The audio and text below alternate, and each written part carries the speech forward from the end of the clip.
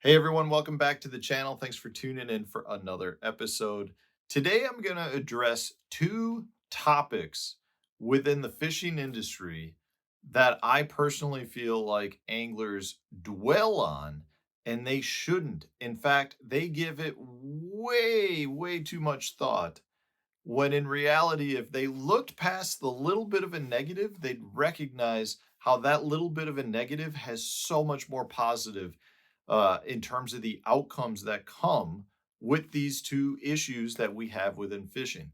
These are two topics that I get comments on all of the time. And my response back to the individuals when they leave a comment on either of these two topics is generally something along the lines of, I have no problem dealing with that as long as it means I'm getting more bites and catching more fish. And that's where I think a lot of anglers are really missing the boat. Today's video is brought to you by the Deep Dive app. This has had an amazing new update. As you guys know, I love the water clarity feature. As you can see right here, we're looking at Grand Lake, which just had a whole pile of rain come into it. It went from being really clear to having a lot of dirty water coming in the bottom end of it. Just an amazing feature to be able to determine where the clear water is versus the muddy water. So Deep Dive has just also introduced Stream Flow. Now this is a really cool feature that shows all of the water input coming into certain reservoirs and the amount of water coming in. So they measure it in cubic feet per second. You can see in this case, this is just a small creek, but then you can see the projected as well as the previous flows. If we move up the lake here, get into one of the larger rivers coming in, you can see here that we've got 490 cubic feet per second. And then it shows you that there's not much of a change expected. Now, if there's some rainfall coming, I'm sure those projections will change. If we scoot on over here to take a look at Kentucky Lake and Barkley Lake, much larger river systems, the Tennessee River, you can see what the projected outflow is going to be there, 28,000 cubic feet per second. Go check the Cumberland River here. We got 9.4 thousand cubic feet per second.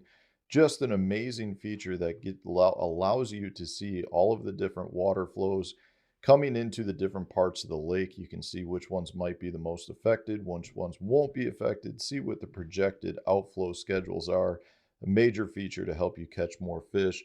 And that's on top of some of the other new features like the wind effects. Now, the wind effects is really cool because we've had wind effects as part of the app in the past, but all it did is show where the wind was hitting the shoreline the most, as you can see from the dots, the orange and bright red dots, which indicate where the wind is really striking. But now the wind feature also indicates what the wave action is like on the lake itself. So some of the features you're going to get from this is determining where to get from place to place safely by avoiding the heavy, rough water conditions.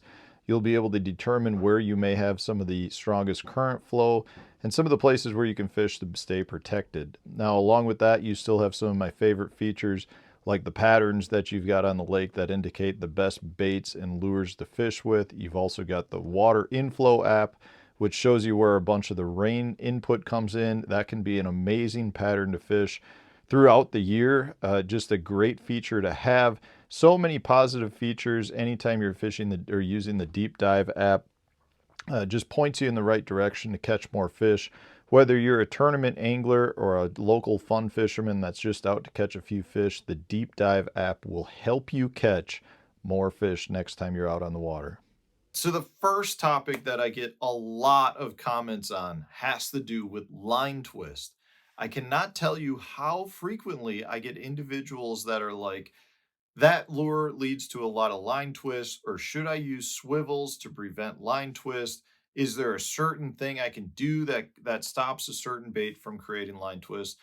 And the reality of it is, at least for me, I am more than willing to deal with some line twist if it means that I'm using the proper presentation and technique that's going to get me more bites. Meaning, if I'm going to go out and throw a tube jig, which is known to create a lot of line twist, or a drop shot, if I think that those two baits are going to get me more bites than a different technique that does not have line twist, I'm sure as heck going to deal with having some line twist issues on that day so that I catch more fish.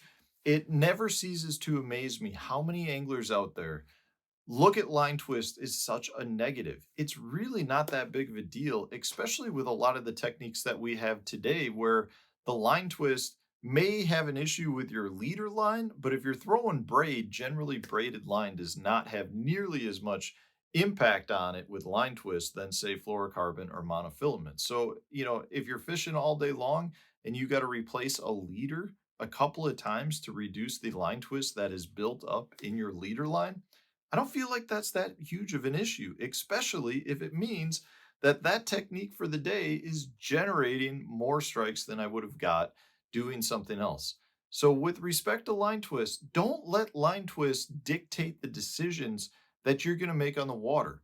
Understand that some techniques may result in more line twist, but if you're willing to deal with a little bit of line twist to catch more fish, I don't understand what the issue is. Everyone is always trying to completely reduce line twist. Well, I'm here to tell you that line twist happens because your bait, if it's rigged properly and you're getting line twist, it's because your bait has a ton of erratic movement in it.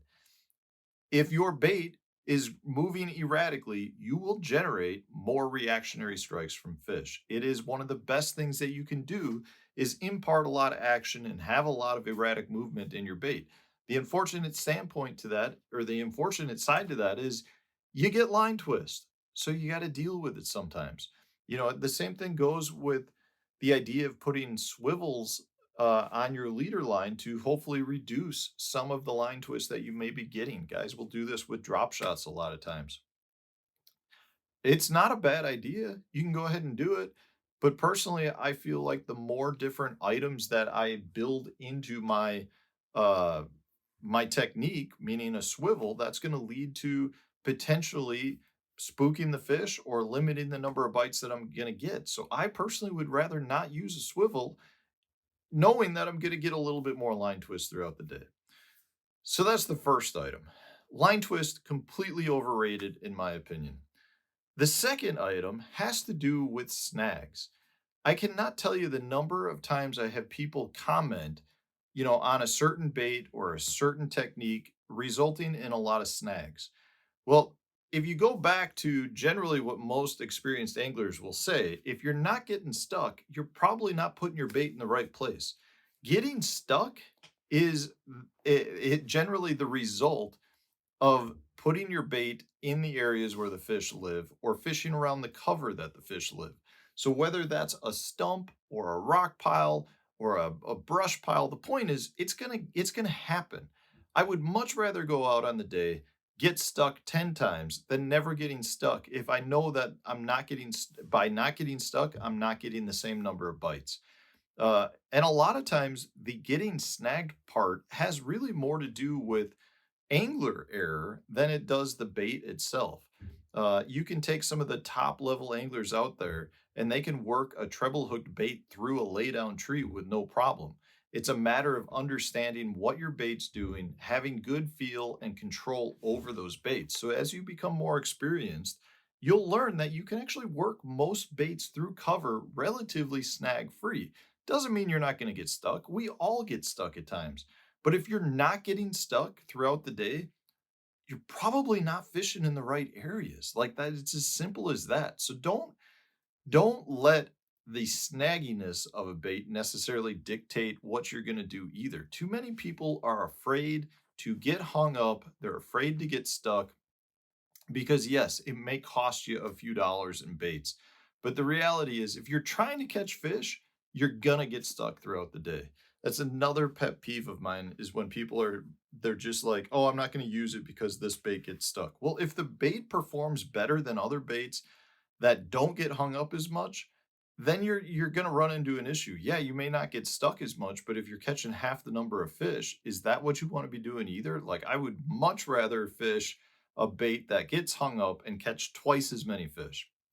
I don't know. Maybe I'm crazy. I understand that, I'm a sponsored angler and people think I get everything for free, but that is not the case. I lose and spend a lot of money every year on baits that I hang up and break off. But the reality is, I know that I'm putting my bait where the fish live and it's worth it to me. Otherwise, why am I even fishing? If I'm not fishing where they live, I'm just not being productive on the water. So do not let line twist or a bait snagginess dictate how you're fishing on the water. That's not a winning recipe in terms of fishing.